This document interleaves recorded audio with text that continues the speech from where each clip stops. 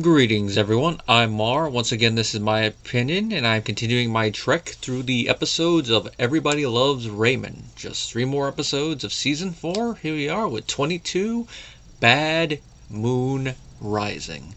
This is another episode where the teleplay was written by Ray Romano and Phil Rosenthal.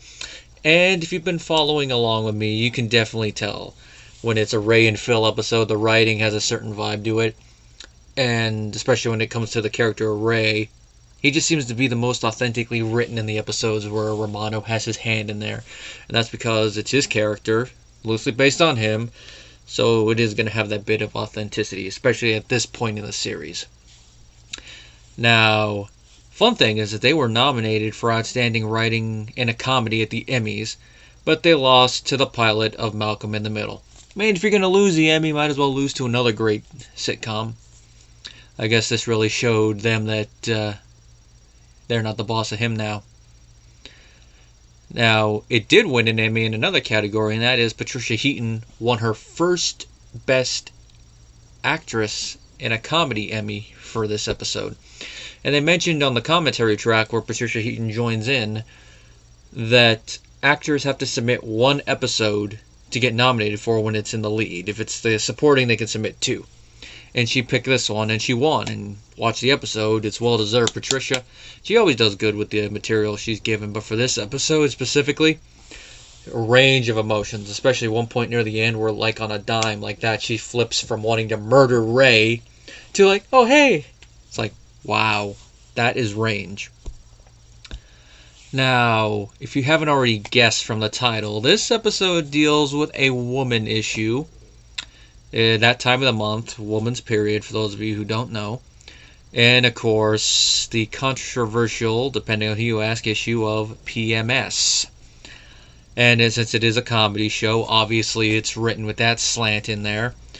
And, of course, given it is a Ray and Deborah episode, it comes at it from that one. And you could probably already guess with that lead-up what's going to go on with Ray.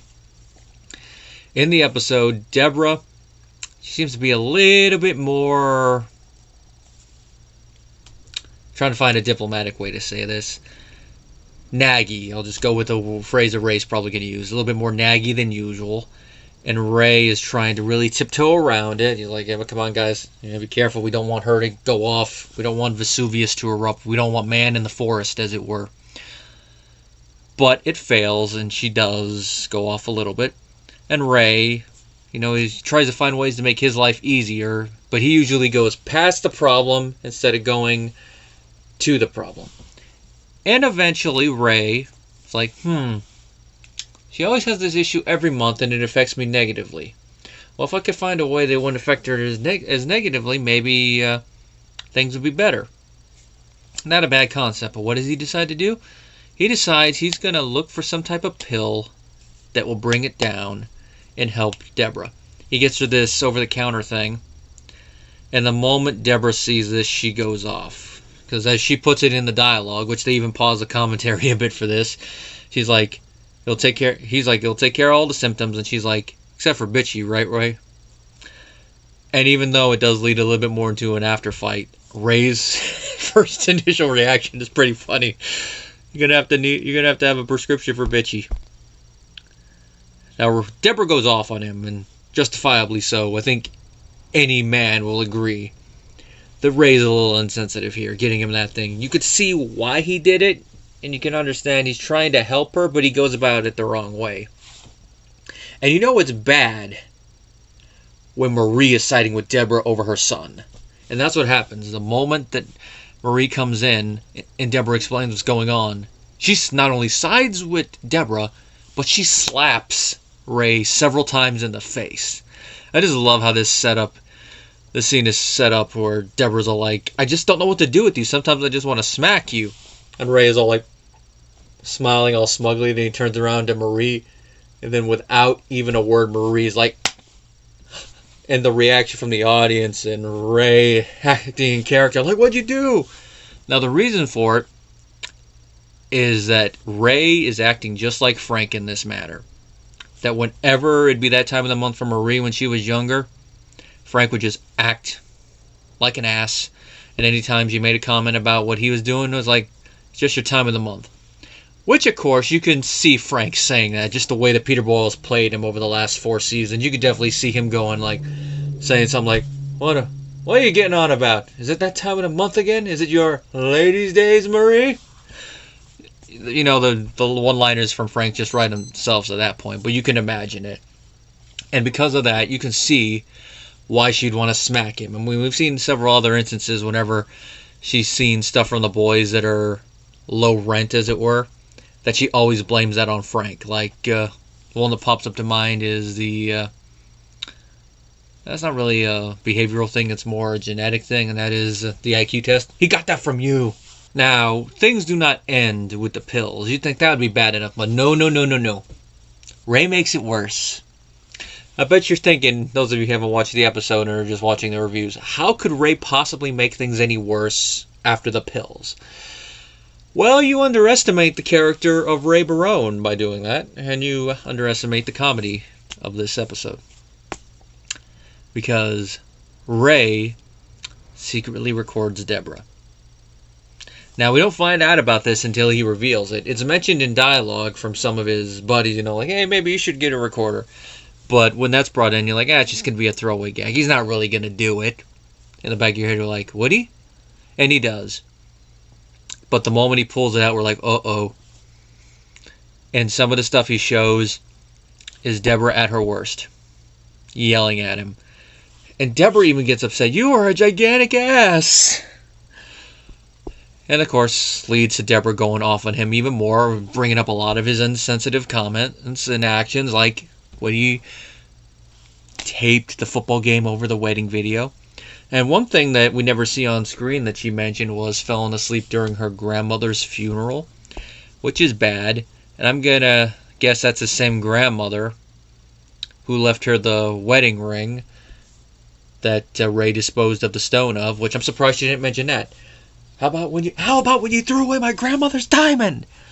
I think the reason she didn't bring that one up was because he did not know it was the grandmother's diamond, so that one was an accident.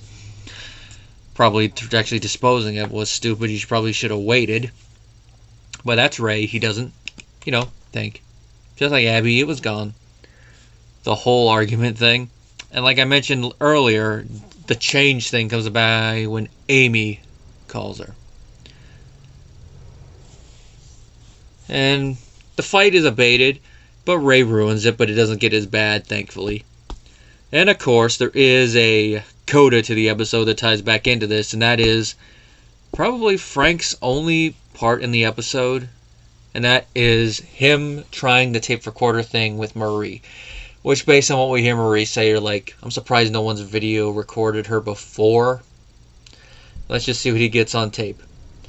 But he only catches himself, and it makes himself look like a gigantic ass. And I just like how Marie's like, doesn't even say anything. She just like looks at him and then walks away while Frank is following. And it's playing more and more stuff of him yelling at her, not her nagging. Which I can kind of get it. I mean, in a marriage, you're going to, like I said, as a partnership, there is give and take. But with how we see Marie, I can understand how Frank gets like this. But it's one of those things like, probably shouldn't yell that much. And it's funny that he messed up the tape. Phil mentioned on the commentary that that's kind of a play off his own parents not being able to tackle any new technology, which I get it. And my own grandmother, I got to help her a lot with some of the technology. Now, this is one thing I haven't mentioned that was in my notes yet. This is what Ray said about this in a 2000 interview. That comments that I'm too nasty to her, that I don't show enough love. I'm not demonstrative. We tried to walk right in the middle where she's being unreasonable, but he's also being a jerk. We tried to make sure that she just wasn't just a screaming crazy woman, but that I was a slob and an idiot too. That sums up how the dynamic between Ray and Deborah in this episode. I mean, you can understand why Deborah is the way she is with all the yelling, but it's not something you can really justify to a point. You can justify her being upset with Ray, but the verbal abuse, because yes, that is what it is verbal abuse, call it what it is, you can't really justify it. And then, but you can understand why she is that way, because Ray being a slob, being an idiot, being insensitive. But it's one of those things that, like, these two people, Like, wow. In real life, we'd be calling this a toxic relationship and saying they need to probably get counseling, if not get a divorce. But since it's a sitcom, we see it as a typical sitcom marriage. The lovable yet doofy husband and the strong-willed wife. And that's about all I got to say about the episode, really. I mean, other than that, it's just the comedy writing thing. There's nothing much else to delve into it. If it was a drama, there might be a little bit more there, but, you know, it's a sitcom. I'm not going to bring that phrase of mine over again. It's funny, nice little dramatic, comedic tension between the two, and by this point, Patricia, Heaton, and Raymond have worked together for almost, it's about to be entering the 5th year, so they really know how to work off each other well, and they do have excellent chemistry where you believe them as a married couple. The comedy around the rest of it, the side characters do a good job. Of course, the writing's spot on, because Phil and Ray know these characters like the back of their hand, and because of Ray being one of the writers, there is that authenticity, like I mentioned. Only other thing to mention is that there is a deleted scene that leads into the opening scene. You can kind of see why it was deleted, though, because it doesn't really add a whole lot to the episode of a whole that you don't get from just how the episode begins normally, and that is that Ray realizes what time of the month it is after Deborah is a little short with him, and he goes and checks the calendar, and he's like, oh, that time already? It's a nice little cheap joke, but when you cut it out, it's like, it plays a little bit better. It's not like a lot of the other episodes where we cut out the beginning thing for runtime, and you're like, what? Here, you cut it out? Nothing. It's like the termite episode thing. Cut out, you don't really miss much. And of course, next time, and the second to last episode of the season, we're about to conclude Robert's El Toro Grande arc, where he has to go face to face with the bull, and this, of course, is confronting the attacker. Till next time, guys.